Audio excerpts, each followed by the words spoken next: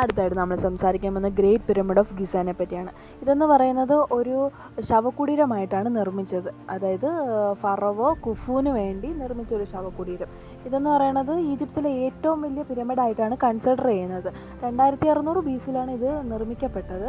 അതായത് ഇപ്പോൾ പറഞ്ഞു വരുമ്പോൾ ഒരു 4600 വർഷം പഴക്കമുണ്ട് ഇതിന്. പിന്നെ 26 വർഷം എടുത്തു ഇതൊന്ന് നിർമ്മിച്ചെടുക്കാൻ വേണ്ടി. ഇത് നിർമ്മിക്കാൻ ഉപയോഗിച്ച സാധനങ്ങൾ ലൈം സ്റ്റോണും അതേപോലെ ഗ്രാനൈറ്റൊക്കെ. പിന്നീട് കാലക്രമേണ ആൾക്കാരൊക്കെ ഇതിൻ്റെ മൂല്യം വർദ്ധിച്ചപ്പോൾ അതൊക്കെ അടിച്ചു മാറ്റിക്കൊണ്ട് പോയി. അതുകൊണ്ട് അതൊന്നും നമുക്കിപ്പോൾ കാണാൻ പറ്റത്തില്ല. പിന്നെ ഇത് നിർമ്മിച്ച സമയത്തിന് ഇതിലെ ഹൈറ്റ് എന്ന് പറയുന്നത് 146.6 മീറ്റർ, അതായത് 481 ഫീറ്റ് ഹൈറ്റ് ഉണ്ടായിരുന്നു.